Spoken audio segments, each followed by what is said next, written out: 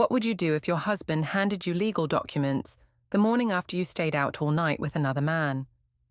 Can a marriage survive when one partner crosses a line and the other fights back, not with anger, but with cold, careful evidence?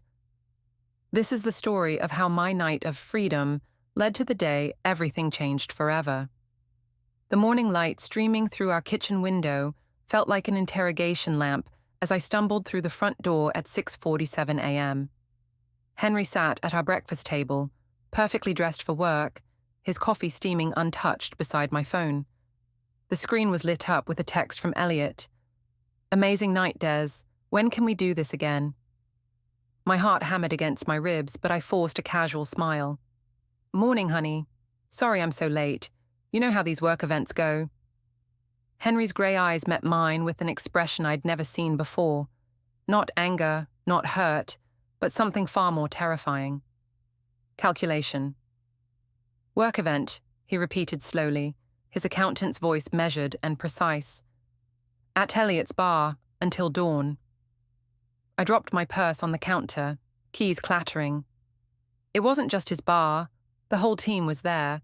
Sarah from HR, Mike from accounting. Sarah posted on Instagram at 9 p.m. that she was home with her sick daughter. Henry lifted my phone, thumb scrolling. Mike was at his anniversary dinner until 11. I called the restaurant. The room tilted slightly. I gripped the counter, my black dress from last night suddenly feeling like evidence. "You called around checking up on me?" "Henry, that's controlling behavior. We've talked about your trust issues." He stood slowly, straightening his tie. At 35, my husband had always been methodical, but this morning he moved like a man executing a carefully planned strategy. "My trust issues. Right." He pocketed my phone. "I'll be taking this to get the screen fixed. It seems to be malfunctioning, deleting messages on its own." "You can't just take my phone." "I can take my phone. The one on my account that I pay for." His voice never rose above conversational level. "Desdemona, I need you to think very carefully about what you tell me next, because I'm going to verify everything." The way he said my full name, like he was reading it from a legal document, sent ice through my veins. But I'd been married to Henry Vale for 8 years. I knew how to handle his moods. "Honey," I moved closer, letting my voice soften. "I can see you're upset and I understand. I should have called, but you're making this into something it's not. I had a few drinks with coworkers, lost track of time, and crashed at Carla's place. My sister will tell you." "Carla?" He nodded thoughtfully. "The sister who posted a selfie from her book club at midnight at Janet Morrison's house on Maple Street, 15 miles from downtown." My mouth went dry. How did he know about Carla's book club? "I'll call you later," Henry said, collecting his briefcase. "We need to discuss some changes around here. Financial changes." He paused at the kitchen doorway. "Oh, and Des, Maya asked why Mommy's car wasn't in the driveway when she got up for water at 2 a.m. I told her you were helping a friend. Try to remember that story." The front door closed with a soft click that somehow sounded like a gavel falling. I spent the morning pacing our suburban home, my head pounding from too many martinis and too little sleep. The house felt different somehow, like Henry had rearranged something fundamental while I was gone. Everything looked the same: Maya's art projects on the refrigerator, our wedding photo on the mantel, the throw pillows I'd spent an hour arranging yesterday. But the air itself felt charged with suspicion. By noon, I'd crafted my defense. Henry was being paranoid and controlling. His behavior this morning proved it, taking my phone, calling restaurants, checking social media like some kind of stalker. What kind of husband doesn't trust his wife to have a social life? When Maya came home from school, I was ready. "How was your day, sweetheart?" I knelt to hug our 7-year-old daughter, breathing in her familiar scent of crayons and strawberry shampoo. "Good." But her voice was smaller than usual. "Mummy, why was Daddy sitting in the kitchen so early? He looked sad." "Daddy wasn't sad, honey. He was just tired. You know how grumpy he gets when he doesn't sleep enough." I smoothed her dark hair, so much like Henry's. Sometimes grown-ups have little disagreements, but it doesn't mean anything's wrong. Maya nodded, but her brown eyes held questions I couldn't answer. She was too young to understand that marriages required work, that sometimes a person needed space to breathe, to feel alive again. Henry came home at exactly 5:30 p.m., like always. But instead of kissing my cheek and asking about dinner, he went straight to his home office and closed the door. I followed, knocking softly. "Henry, can we talk? Come in." His office was pristine as always, files organized, desk clear except for his laptop, and a yellow legal pad covered in his precise handwriting. He looked up from the screen with that same calculating expression from this morning. "I've been thinking about our conversation," I began, settling into the chair across from his desk. "And I owe you an apology. Not for having friends or going out. I'm a grown woman, and I deserve a social life. But I should have communicated better." Henry leaned back in his chair. "Communicated?" "Yes, I should have told you I was planning to stay late, maybe crash at Carla's. I didn't think it through." I let my voice catch slightly. "But Henry, the way you acted this morning, taking my phone, calling around behind my back, that scared me. That's not the man I married." "No," he agreed. "The man you married would have believed you." Something in his tone made me pause. What's that supposed to mean? "It means I called Carla." The room went cold. "You what?" "I called your sister. She was very confused about why you'd tell me you stayed at her place last night, especially since she was at book club until midnight, then went straight home to her own bed." Henry's fingers drummed once against his desk. "Alone. She must have misunderstood. I also called Janet Morrison. Book club ended at 11:47 p.m. Carla was the last to leave." He consulted his legal pad.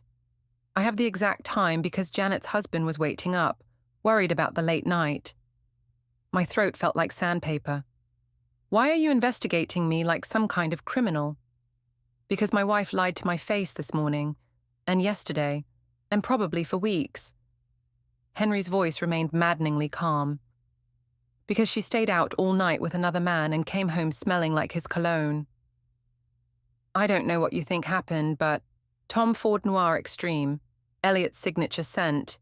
He mentioned it in his Yelp review of Nordstrom's fragrance counter last month." Henry turned his laptop screen toward me. "Right here, 5 stars. Ladies love this stuff," he wrote. I stared at the screen, my carefully constructed defense crumbling. How did Henry know about Elliot's cologne? How did he know about a random Yelp review? "You're scaring me," I whispered, and for the first time, I meant it. "This obsessive behavior. What's scary, Desdemona, is that my wife of 8 years thinks I'm stupid." Henry closed the laptop. "What's scary is that she's gambling with our daughter's stability for a bartender who reviews cologne online." "Nothing happened." "Then where were you from midnight to 6:47 a.m.? The question hung in the air like smoke. I could tell him the truth, that I'd gone to Elliot's apartment, that we'd talked and laughed and made me feel young again. That we'd kissed, yes, but it hadn't gone further. That I'd fallen asleep on his couch and woken up to 17 missed calls from Henry. But the truth felt impossible to explain. How could I make Henry understand that I'd needed this? That our marriage had become a routine of work and school pickup and grocery shopping? That I'd started to feel invisible, like I was disappearing into suburban motherhood? "I went for a drive," I said finally. "I needed to think. About us. About everything. I parked by the lake and just sat there." Henry nodded slowly. "Miller Lake. Good choice. Very peaceful at night." "Yes? Except it's been closed for construction since last Monday. Chain-link fence, security guard, the works." He made a note on his legal pad. "But you probably didn't notice that during your peaceful thinking time." The walls of his office seemed to be closing in. "Henry, please, can we go to counseling? Work through this together?" "We can absolutely do that." His reasonableness was more terrifying than shouting would have been. Right after you tell me the truth about where you were last night. I told you the truth, Desdemona. I stood up abruptly, my chair scraping against the hardwood floor. I don't have to sit here and be interrogated in my own home. You're being paranoid and controlling, and I won't tolerate it. Henry watched me storm toward the door. The credit card statement came today. Elliot's bar, $127 in charges between 9 p.m. and 1:30 a.m. That's a lot of thinking by the lake. I froze with my hand on the doorknob. Dinner will be ready in 20 minutes, I said without turning around. Maya's hungry. But as I walked to the kitchen, I could hear Henry's pen scratching against paper, documenting everything. The following Saturday brought Linda Vale's annual family barbecue, a command performance I'd been dreading all week. Henry's mother had never liked me, not since the day Henry brought me home as his girlfriend 9 years ago. She'd taken one look at my short skirt and highlighted hair and decided I wasn't good enough for her precious son. Do we have to go? I asked Henry as he loaded Maya's overnight bag into our Honda. I'm not really in the mood for your mother's passive-aggressive comments about my potato salad. It's important to Maya, Henry replied, not looking at me. She loves seeing her cousins. The drive to Linda's house in Westfield passed in tense silence. Henry focused on the road while I stared out the window, mentally preparing for an afternoon of forced smiles and careful conversation. We hadn't spoken about Tuesday morning's confrontation, but the air between us crackled with unresolved tension. Linda's backyard was already full when we arrived. Henry's brother Brian was manning the grill, his wife Jennifer chasing their twin boys around the swing set. Maya ran off immediately to join her cousins, leaving Henry and me standing awkwardly by the picnic table. Desdemona, Linda's voice carried across the yard like a warning siren. How lovely that you could make it. Henry's mother approached with her usual perfectly coiffed hair and disapproving smile. At 60, Linda Vale still carried herself like the high school principal she'd been for 30 years, all sharp eyes and subtle judgment. Hi, Linda. I forced brightness into my voice. Thanks for hosting. Everything looks wonderful. Well, family is important. Linda's gaze flickered meaningfully between Henry and me. Loyalty, commitment, keeping promises, these things matter. Henry cleared his throat. I'll get us some drinks. As he walked away, Linda stepped closer. You look tired, dear. Have you been getting enough sleep? The question felt loaded with hidden meaning. I'm fine, just busy with work. Linda's eyes narrowed. Henry mentioned you've been working quite late recently. Very dedicated of you. Before I could respond, a familiar voice called my name. Des! There you are. I turned to see Elliot Warren walking across the lawn, looking impossibly handsome in jeans and a navy polo shirt. My heart jumped into my throat. What are you doing here? I whispered as he approached. Brian invited me. We play poker together sometimes. Elliot grinned, seemingly oblivious to the tension radiating from every adult in the vicinity. Small world, right? Linda's expression could have curdled milk. And you are. Elliot Warren, I run the Copper Room downtown. He extended his hand with easy charm. You must be Henry's mother. He's mentioned you. Has he? Linda shook his hand briefly, her gaze flicking between Elliot and me. How do you know Desdemona? We're friends, I said quickly. Elliot's bar is near my office. Sometimes the work crowd goes there for happy hour. Sometimes, Elliot agreed, his smile widening. Though Des here is more of a late-night regular, always stays until closing. The words hit the air like a physical blow. I saw Linda's eyebrows shoot up, saw Jennifer pause in her conversation with Brian's poker buddy, saw Henry freeze halfway back from the cooler. I wouldn't say regular, I laughed, but it came out high and strained. Maybe a few times. More than a few. Elliot seemed to be enjoying himself. You're practically part of the furniture, especially on weeknight. Most people don't have the stamina for 2 a.m. conversations, but Des is different. Henry appeared at my elbow, 2 beer bottles in his hands. Elliot, interesting to see you here. Henry, great party. Elliot accepted the offered beer with easy confidence. Your wife's been telling me all about your family. She's very expressive when she talks about home life. I wanted to disappear into the ground. Every word out of Elliot's mouth was making things worse, but I couldn't figure out how to shut him up without making it obvious something was wrong. Is she? Henry's voice was dangerously quiet. Oh, yeah, very honest about her needs, her feelings. Elliot took a long swig of beer. I admire that in a woman. Too many people just settle for boring, you know. Des isn't the settling type. Linda made a small choking sound. Jennifer had stopped pretending to chase the kids and was openly staring. Even Brian looked uncomfortable as he flipped burgers with unnecessary force. Elliot, I said desperately, maybe we should... I mean, life's short, right? Elliot continued, warming to his theme. Why waste it being miserable? Des gets that. She knows she deserves excitement, adventure, passion. That's enough. Henry's voice cut through Elliot's monologue like a blade. The entire backyard went quiet. Even the children stopped playing, sensing the adult tension. Elliot blinked, finally reading the room.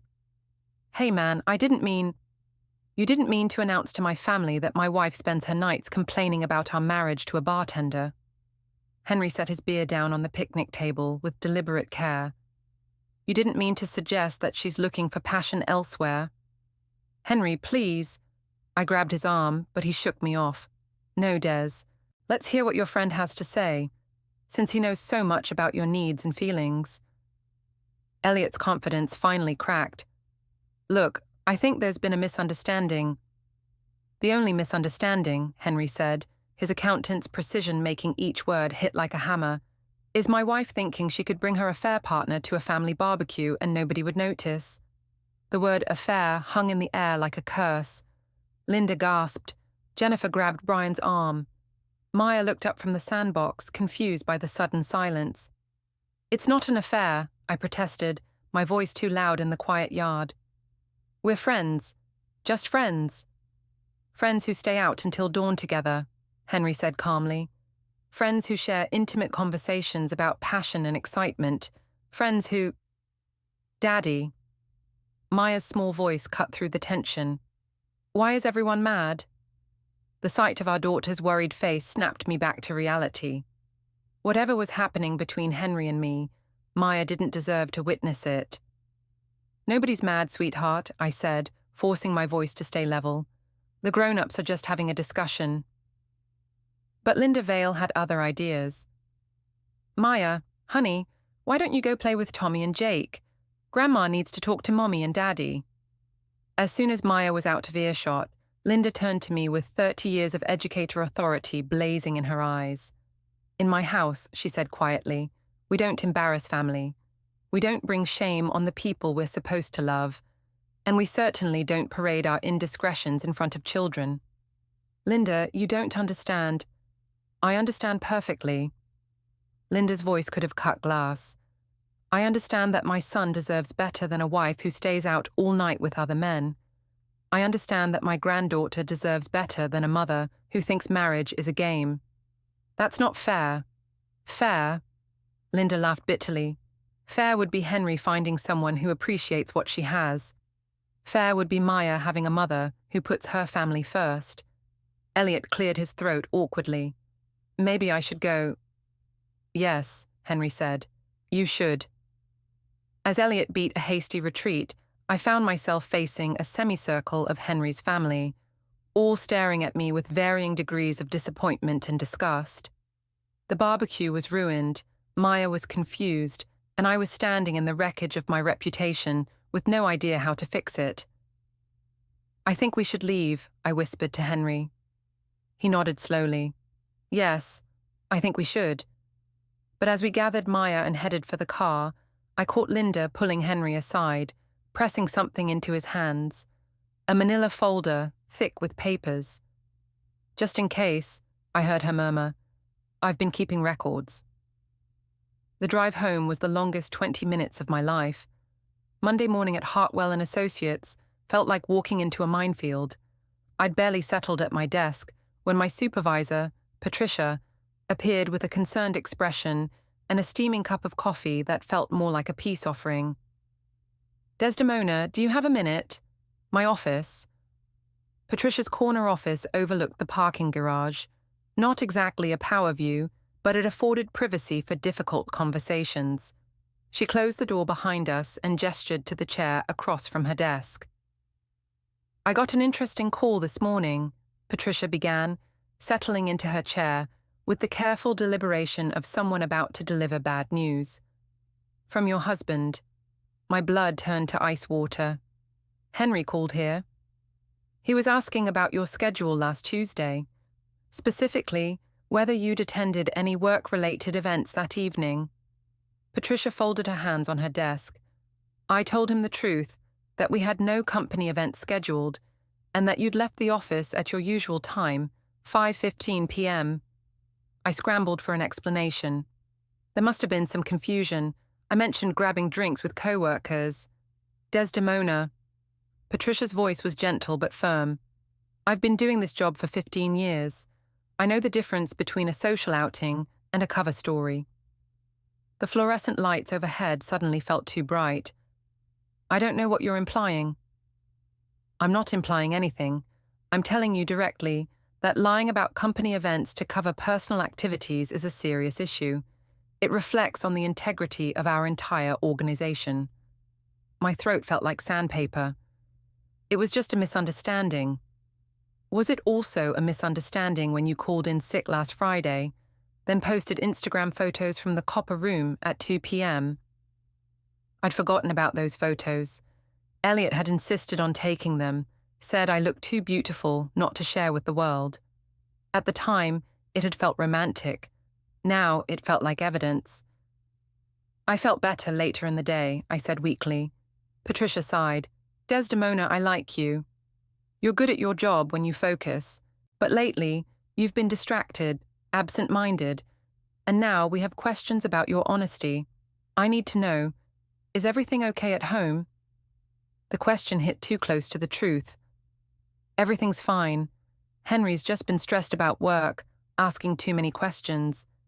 You know how men get." Actually, he sounded quite calm on the phone.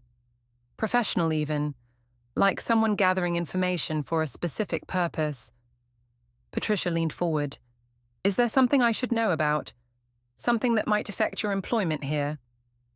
Before I could answer, my phone buzzed with a text from Carla. "Emergency coffee meeting. Now, Starbucks on 5th Street. "I need to take a personal break," I said, standing abruptly.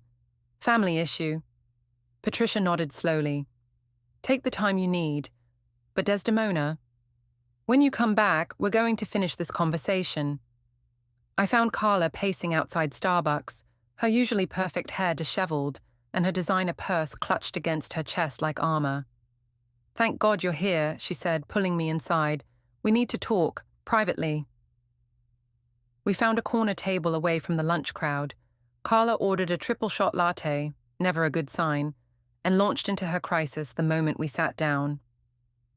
"Henry called me yesterday," she said without preamble. "And not just a casual check-in. He grilled me for 20 minutes about Tuesday night, about book club, about whether you'd ever stayed at my place without telling him." My stomach dropped. "What did you tell him?" "The truth. What else could I tell him? That book club ended before midnight, that I went straight home, that you definitely didn't stay over because my security system would have recorded it." Carla's hand shook as she lifted her coffee. "Des, what the hell is going on?" I looked around the crowded Starbucks, making sure no one was listening. "Henry's having some kind of paranoid breakdown. He's convinced I'm cheating, so he's investigating me like I'm a criminal." "Are you?" The question hung between us like a live wire. Carla's green eyes, so much like my own, searched my face for the truth. "Are you cheating?" she repeated, quieter this time.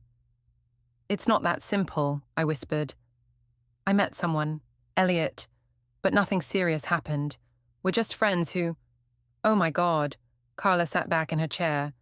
"Des, please tell me you didn't sleep with him. I didn't. We kissed, okay? Once, maybe twice. And I fell asleep on his couch because I'd had too much to drink. That's it. That's it. Carla's voice rose, then dropped when other customers looked our way. You stayed out all night with another man and you think that's nothing? Why is everyone acting like I committed murder? I'm 32 years old. I'm allowed to have friends, to go out, to feel attractive and interesting again. The words poured out of me like water through a broken dam. Do you know what my life is like? Work, home, Maya, dinner, laundry, repeat. When was the last time someone looked at me like I was fascinating? When was the last time Henry and I had a conversation that wasn't about schedules or bills or Maya's school project? Carla stared at me. So you decided to blow up your marriage instead of talking to your husband? I didn't blow up anything. Henry's the one making this into a federal case. Henry's the one calling around, checking my stories, treating me like a suspect. I felt tears building behind my eyes. I just wanted to feel alive again. By lying to your husband and staying out all night with another man. Whose side are you on? I demanded.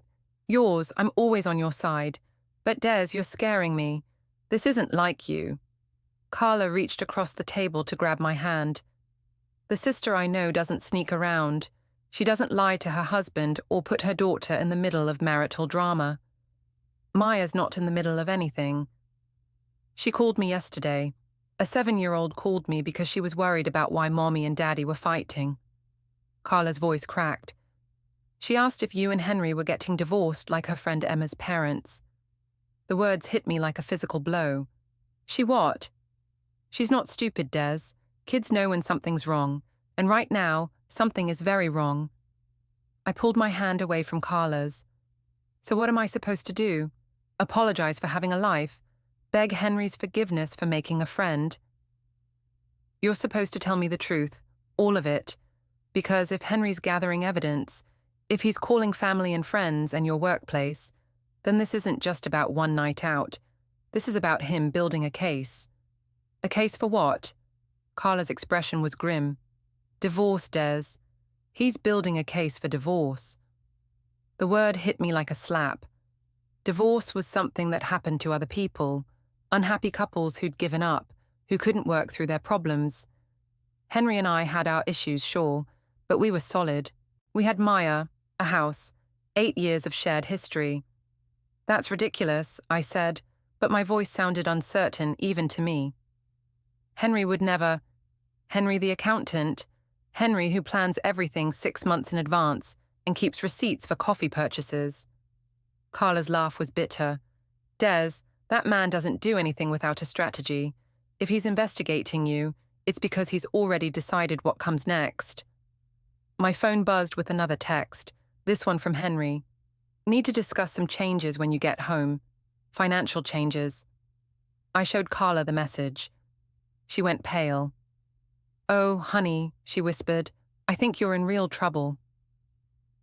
That evening, I found Henry in our bedroom, methodically packing clothes into a suitcase I didn't recognize. Not his usual black travel bag for business trips, but a large, soft-sided case that suggested a longer journey. Going somewhere. I tried to keep my voice light, casual, but my heart was hammering against my ribs. Maya and I are spending a few days at my mother's house. Henry didn't look up from his packing. Give us all some space to think. You're taking Maya? The words came out sharper than I'd intended. Henry, you can't just remove our daughter from her home because you're upset with me. I can absolutely remove our daughter from a volatile situation. He folded one of Maya's school uniforms with careful precision. She's been having nightmares, asking her teacher about divorce. Children shouldn't have to worry about their parents' marriage. I sat heavily on the edge of our bed, watching him pack Maya's favorite stuffed animal, a worn teddy bear named Mr. Buttons that she'd had since she was 2. This is insane, I said quietly. You're punishing Maya because you think I'm protecting Maya because I know you lied. Henry's voice remained maddeningly calm. Multiple times. To me, to your family, to your employer. You've created a web of deception, and now you're angry that people are asking questions. I made one mistake. One mistake. Henry finally looked at me, and the coldness in his grey eyes made me shiver. Desdemona, I have a timeline. Tuesday night was just the most recent incident. He walked to his dresser and pulled out a manila folder, the same one Linda had given him at the barbecue. Inside were printed emails, bank statements, phone records, and what looked like a detailed calendar marked with red ink. March 15th. Girls' night out that lasted until 3 a.m., except Jennifer was home with sick kids and Sarah was at her mother's birthday dinner. He flipped a page. March 22nd. Working late on the Morrison account, except Patricia confirmed the Morrison account was completed 2 weeks earlier. My mouth went dry as he continued reading. April 3rd. Book club with Carla. Except Carla was in Chicago for her college reunion. I have her Facebook photos timestamped. Another page. April 18th. Dinner with college friends. Except your college friends haven't heard from you in 6 months. I called them too. The folder seemed to contain months of evidence, dates I'd forgotten, lies I'd told so casually I hadn't even remembered making them. You called my college friends, I whispered. I called everyone Desdemona, because my wife became a stranger, and I needed to understand when that happened. Henry's voice cracked slightly, the first emotion he'd shown all week. Do you know what I discovered? That you've been lying to me since February. That every late night, every work event, every girls' night has been fabricated. I wanted to deny it, to explain that it hadn't started as deception. The first time I'd gone to Elliot's bar, it really had been innocent, just stopping for a drink after work, needing to decompress before going home to dinner and homework and the endless routine of family life. But one drink became two, one conversation became several, and somewhere along the way, I'd started looking forward to those stolen hours more than anything else in my life. Henry, please, let me explain. Explain what? How you've been having an emotional affair for 3 months. How you've been using our joint credit card to buy drinks for another man. How you've been complaining about our marriage to a bartender who thinks you're unhappy enough to leave. The words hit like physical blows. It's not an affair. You never what? Never kissed him, never stayed at his apartment, never told him you deserve better than your boring husband and your suffocating life. I stared at him in shock. How could you possibly know? Because Elliot Warren isn't as discreet as you think. Because bartenders talk to other bartenders. And Brian's poker buddy works at Murphy's pub 3 blocks away. Henry pulled out another sheet of paper. Would you like to hear what you said about me, about Maya, about how trapped you feel in this suburban prison? The room started spinning. I'd said those things, late at night when the alcohol made me feel brave and misunderstood, when Elliot's attention made me feel like the most fascinating woman in the world. But they were just words, just the kind of complaints everyone made about their lives. They weren't real. Those were private conversations, I said weakly. Private conversations about my marriage, about my daughter, about finances and custody, and how much easier your life would be if you could start over. Henry's control finally cracked, his voice rising. Did you think I wouldn't find out? Did you think I'd just accept being portrayed as the villain in your midlife crisis? It wasn't like that. Then what was it like, Desdemona?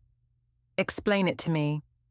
Make me understand how my wife of 8 years decided that a 29-year-old bartender was more worthy of her time and attention than her own family. The pain in his voice broke something inside me.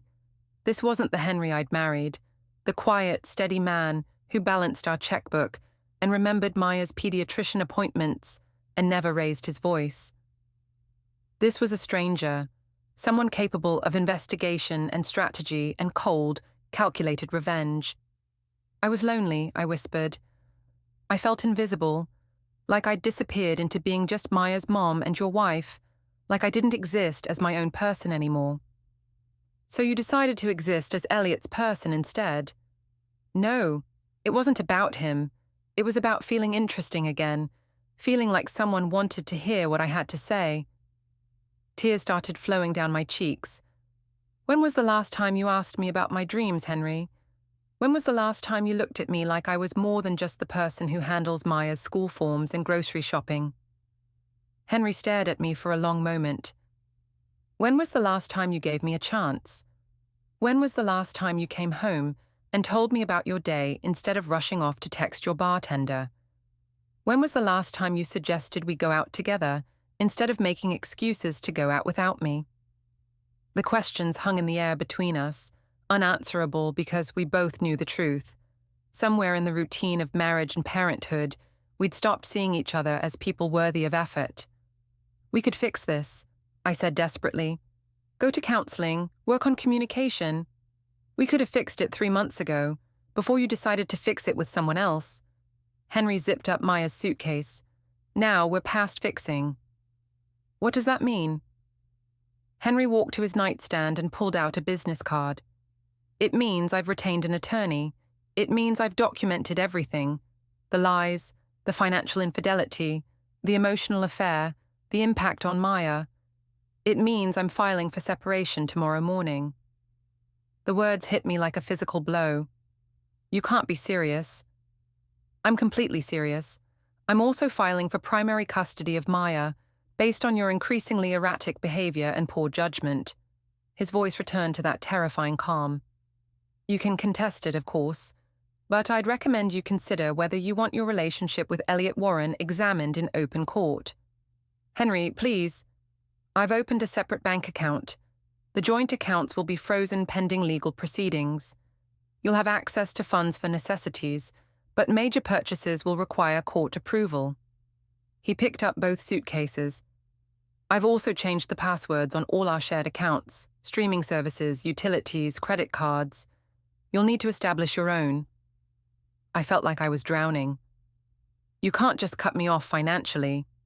I can absolutely protect our assets from further misuse, especially when those assets have been funding your affair. Henry paused at the bedroom door. Maya's waiting in the car. I told her we're having a sleepover at Grandma's house, but she's not stupid. She knows something's wrong. Let me talk to her. You'll have supervised visitation until the custody arrangement is finalized. My attorney will be in touch with the schedule. Supervised visitation? Henry, she's my daughter. She's our daughter, and I'm going to make sure she has at least one parent who puts her needs first. Henry's voice softened slightly. Desdemona, you made your choice. Every lie, every late night, every conversation with Elliot where you complained about your family. Those were choices. Now you get to live with the consequences. He walked downstairs, leaving me alone in our bedroom with the echo of 8 years crashing down around me. Through the window, I could see Maya's small face pressed against the car window, Mr. Buttons clutched in her arms. I ran downstairs and out to the driveway, but Henry was already backing out. Maya waved at me through the glass, confused and scared, and I realized that everything I'd thought I wanted, freedom, excitement, the chance to feel alive again, had cost me everything that actually mattered. The taillights disappeared around the corner, and I was alone. The law office of Morrison, Pike and Associates occupied the entire 15th floor of downtown's tallest building. Floor-to-ceiling windows offered a commanding view of the city, but I couldn't appreciate the scenery. My hands shook as I signed my name to visitor log, my mouth dry as cotton despite the bottle of water I'd drained in the parking garage. It had been 3 days since Henry left with Maya. 3 days of sleeping alone in our king-sized bed, eating cereal for dinner, and calling my daughter only to have Henry's calm voice inform me that Maya is adjusting to the new routine, and perhaps it's better to limit contact until things settle. My attorney David Chen, a recommendation from Carla, who'd handled her own divorce 2 years ago, met me in the marble-floored lobby. At 45, David had the tired eyes of someone who'd seen too many marriages implode, but his handshake was firm and his voice reassuring. Mrs. Vale, I want you to remember that this is just an initial meeting. No decisions are final. Nothing is set in stone. He guided me toward the elevators. We're here to understand Mr. Vale's position and respond accordingly. The elevator rose silently, each floor taking me further from the life I'd known. When the doors opened, I was surprised to see Henry already seated in the conference room, looking perfectly composed in his best navy suit.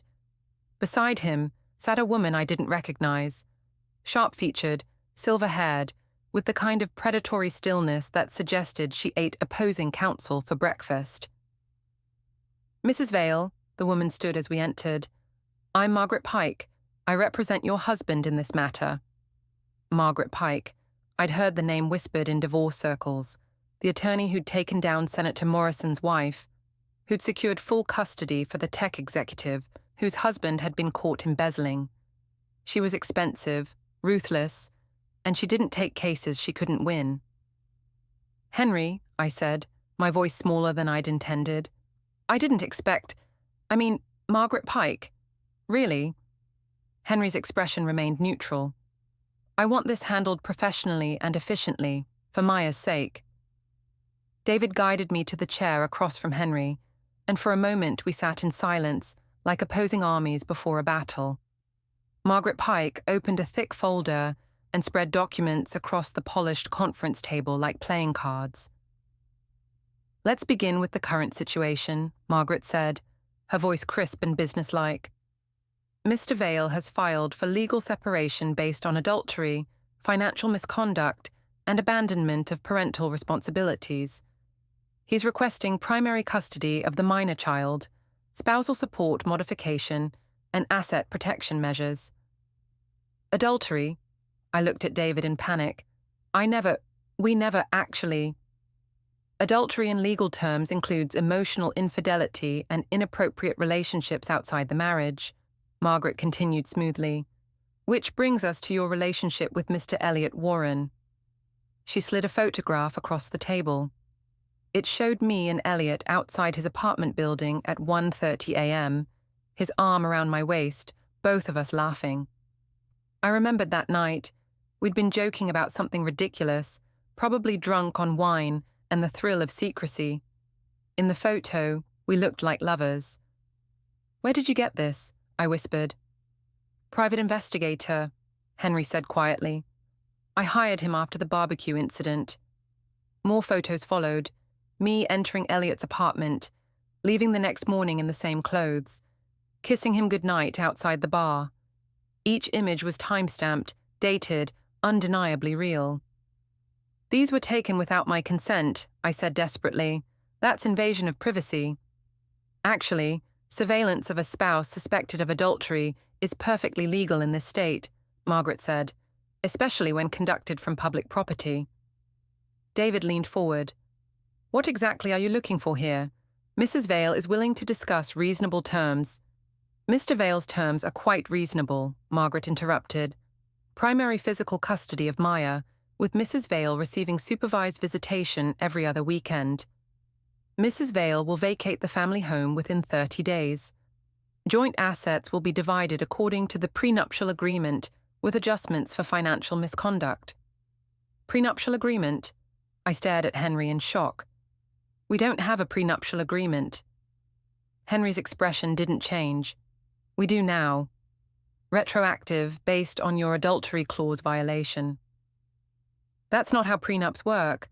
I turned to David. "Tell them that's not how it works." David's expression was grim. "It's not, but they're using it as a negotiating position. Mrs. Vale, perhaps we should discuss this privately." "We're not negotiating," Margaret said coldly. "Accept these terms or we proceed with full adultery case, including Mr. Warren's testimony." "You talked to Elliot?" "My investigator did, very thoroughly." Henry's voice was steady, pained. "He was quite detailed about your conversations."